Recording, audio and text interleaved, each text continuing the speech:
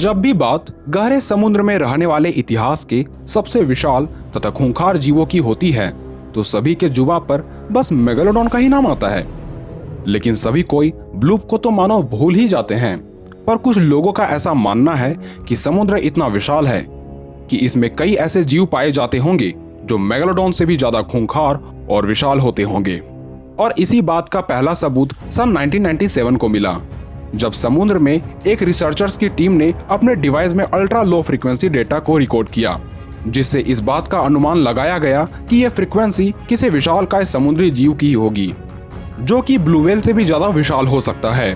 और लोगों ने उसके द्वारा निकाले गए ब्लूप की आवाज के कारण उसे ब्लूप कहा। उसके बाद वैज्ञानिकों ने इसके आकृति और संरचना का अनुमान लगाने लग गए। और ऐसी बात नहीं है कि यह घटना सिर्फ वैज्ञानिकों द्वारा रिकॉर्ड की गई, बल्कि जेविस माइथोलॉजी में भी ऐसे ही एक खूंखार दानव का जिक्र है। तो ऐसी स्थिति में क्या होता अगर इस खूंखार से ब्लूप का मुकाबला विशालकाय मेगालोडॉन से हो जाता? तो वीडियो में बिल्कुल अंत तक बने रहें और वीडियो में आगे बढ़ने से पहले वीडियो को लाइक करना ना भूलें। हमें आज भी शार्क की कई ऐसे तस्वीरें देखने को मिलती है जो बेहद ही खूंखार होती है, जिसमें से ग्रेट व्हाइट शार्क से लेकर टू हैमरहेड शामिल है। लेकिन सबसे विशाल आकार की शार्क व्हेल शार्क को ही माना जाता है, क्योंकि ये आकार में 10 मीटर से भी विशाल बढ़ सकती है। इसके बावजूद भी इसे बिल्कुल हार्मलेस यानी खतरा नहीं माना जाता। वहीं शार्कों का पूर्वज मेगालोडॉन आकार में व्हेल शार्क से काफी विशाल तो थे ही, पर इस बात से आप कभी उम्मीद ना लगाएं कि ये आपको नुकसान नहीं पहुंचाएगी। 18 मीटर से ज्यादा बढ़ने वाले ये शार्क अपने अग्रेसिवनेस और हमला करने के लिए जानी जाती है, यानी कि इसे अब तक का सबसे विशाल तथा खूंखार शार्क कहा जा सकता है। हालांकि आज ये शार्क धरती पर मौजूद नहीं है, पर आज भी कई खोजकर्ताओं का ध्यान इस विशालकाय शार्क की तरफ है, क्योंकि इसकी 18 मीटर से ज्यादा विशाल शरीर और 30 टन से लेकर 60 टन का भारी वजन किसी आश्चर्य से कम नहीं था। और इसी आकार और अपने गुस्सैल प्रवृत्ति के कारण ये पूरे समुद्र में अकेले डोमिनेट करने वाले जीव थे, क्योंकि इसे हटाने की साहस किसी भी जीवों में मौजूद नहीं थी, जिस वजह से ये फूड चेन के बिल्कुल शीर्ष पर रहा करते थे। पर इसे जो दिखने में सबसे खतरनाक बनाती थी वो है एंगलर फिश की तरह दिखने वाले 300 दांत, जिसके दम पर ये किसी भी जीव को चीर फाड़ कर रख सकते थे। और कई खोजकर्ताओं का ये दावा है कि मेगालोडॉन की बाइट फोर्स 40,000 PSI तक होता था, जिसका सीधा मतलब ये होता है कि इसका एक बाइट शिकार को बेहद ही आसान सा मौत दे सकता था। अब ये बात तो रही सिर्फ मैक की, पर जब बात ब्लूप की आती है तो पहली बार इसके आवाज को पॉइंट नीमो में सुना गया, जिसके बाद लोगों के बीच ये बातें होने लगी कि ये आवाज कथुलू की थी। अगर आप कथुलू के बारे में नहीं जानते तो हमें कमेंट में जरूर लिखकर बताएं, ताकि इस पर एक वीडियो में बना सकूं। खैर, इस वीडियो में अगर हम ब्लूप की आकार को कथुलू के आकार के जितना मान लेते हैं, वैसे में इस बात की संभावनाएं बढ़ जाती है कि गहरे समुद्र में इसका भी सामना कई जीवों से होता रहता होगा। पर इसकी आकार बेशक मेगालोडॉन से तो काफी बड़ी ही होगी।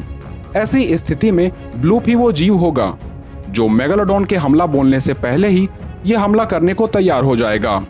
अब क्योंकि ब्लूप मेगालोडॉन से साइज में बड़ा है, साथ ही इसके पास मेगालोडॉन के मुकाबले ज्यादा ताकत है, लेकिन रफ्तार में हो सकता है कि ब्लूप जरा धीमा होगा, क्योंकि अक्सर जीवों में ऐसा देखा जाता है कि जो आकार में जितना बड़े होते हैं वो उतना ही धीमे हो जाते हैं। यानी इस मुताबिक ब्लूप की रफ्तार मेगालोडॉन के मुकाबले धीमी हो सकती है। वहीं मैक की रफ्तार समुद्र की गहराइयों में 18 किलोमीटर प्रति घंटे की होती थी। यानी इस बात से तो तय होता है कि लगभग 200 फीट जितने विशाल आकार के ब्लूप 60 फीट के मेगालोडॉन का पीछा कभी नहीं कर पाएगा। पर फिर भी ब्लूप जब समुद्र में मेगालोडॉन जैसे खूंखार जीव को देखेगा तो वो जरूर हमला करने के लिए मैक की ओर बढ़ेगा। और मेगालोडॉन भी इंटेलिजेंट होने के साथ साथ काफी गुस्सैल और सेल्फ रिस्पेक्ट वाले जीव थे, इसलिए मेगालोडॉन भी पीछे नहीं हटेगा, बल्कि ये समुद्र की गहराइयों में जाकर ब्लूप की ओर बढ़ने की कोशिश करेगा, क्योंकि समुद्र की गहराइयों में प्रकाश उतने अच्छे से नहीं पहुंच पाती। इसलिए इस बात की संभावनाएं बढ़ जाती है कि मैक का सरप्राइज अटैक सफल रहता। इसके साथ ही ब्लूप के अल्ट्रा फ्रिक्वेंसी साउंड निकालने पर इस बात का पता चलता है कि इसमें एकोलोकेशन की भी खूबियां पाई जाती होगी, इसलिए ब्लूप मैक का पता आसानी से लगा लेगा, पर मैक की रफ्तार को ब्लूप कभी बीट नहीं कर पाएगा।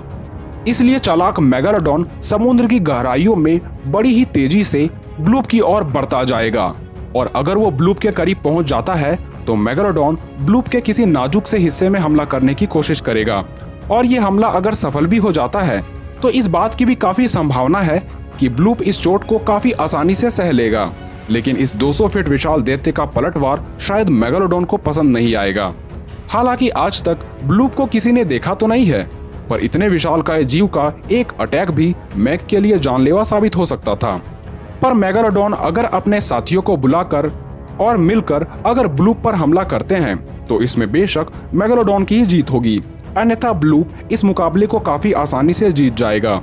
खैर, इस पर आप अपने विचार हमें कमेंट में लिख सकते हैं। तो मिलते हैं अगले वीडियो में।